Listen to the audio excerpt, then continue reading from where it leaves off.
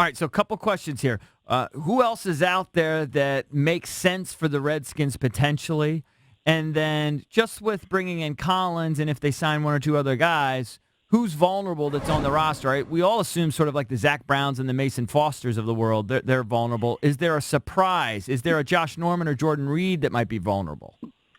Well, I think Stacey McGee would be on that list too, because he's now lineman. So, and he's going to make over $4 million, so he makes sense. Jordan Reed, you can sure go, you can trade him, but now you have to replace him. So what are you replacing him with? You're going to have to spend either draft capital or you have to spend money to replace him. And so I don't see that. Jay Gruden, at the end of the season, seemed to be very clear about the fact that he was in the future plans here. So I would have a hard time seeing that. Norman, what I was told was that he's in their plans for now. I could see a scenario with him where if a guy like an Adonis Alexander or some young corner really shows this summer, that it would make him vulnerable because, you're talking a $14.5 million cap hit. But who else would they sign? I mean, it sounds like they're going to be a soft bargain player now, so looking for bargains. I think I would look at positions more than guys. I mean, clearly offensive line, if you can find, again, some sort of durable vet there for guard or interior depth. I think edge you would look at as, somewhere there, but this is a good draft for edge guys. Receiver, pretty good draft for receivers. So I think you could fix something there. I think bringing back a guy like Peterson is something on the list to see, maybe another defensive back. But I mean, my understanding is, they're looking more at, the next wave where you get maybe some low-end signings. Unless, and here's the thing. We've seen this before. A guy comes available, Deshaun Jackson, Josh Norman. I think that's, they could pounce there. So I think, I don't know if that will happen or not, but they've done that in the past. And I've been asking this question, what are they going to do to address the receiver position? Because there aren't that many big names, as you know, in free agency. Right. They've got some studs there in the draft, but, do you draft one at 15? Do you wait? I mean, how many do you draft? They obviously have to get some weapons on the outside. Absolutely, and I agree with that. And,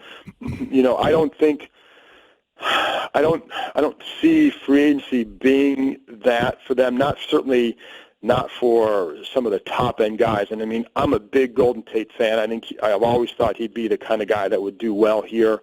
But I don't see something like that unless the price goes lower. I haven't heard anything with that. I get asked about it a lot. So what are they going to do? I think the draft is a definite possibility. I can see a veteran-type signing after the big wave to see if you can get somebody, at the lower ends here. But I definitely would think the draft is a strong option because there is some talent there. The hard part is there. I mean, you're not sure. I mean, there are guys like, DK Metcalf, there are things that he can do extraordinarily well, and then other things you wonder about. So that you'd have to work with on him. So would he even be there at 15? Marquise Brown, great speed, but he's $165 maybe, and you'd have to worry about durability. So I think there's, so even just going to draft, it's going to bring its own set of questions. But what Jay Gruden has talked about wanting is a bigger type receiver as well. So maybe after that first wave, maybe there's some signing there, but I don't major.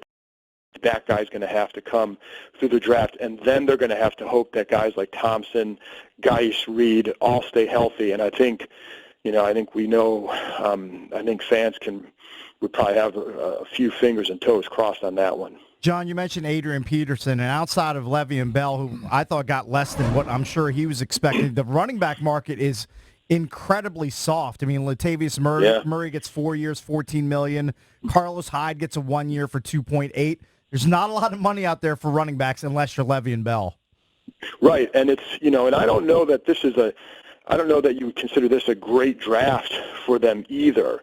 I think there's some guys like, I like the Jacobs kid from Alabama, but he's, maybe he's like the only guy that is being mentioned about in the first round. So it's not like teams are just waiting for the draft like they might have some other positions. But I think it's also indicative of where that position has gone and how it's valued. And how one of the appeals for Jacobs out of Alabama is he doesn't have a ton of mileage because he wasn't the number one guy there all the time, and so you feel like he's maybe a little bit fresher than some other guys. So that plays into it. But with Peterson, I certainly, they're still talking to him, but obviously it's not done, and I think there may be another team jumping in there with him. I don't know to what extent. But you're right. I mean, they're not getting those kind of deals. I mean, it's funny because last offseason, Carlos Hyde, I thought, got a pretty decent deal given what he had done. But I think Bell's eyes were clearly opened and probably disappointed given the fact what he went through to get to this point and what he was anticipating more.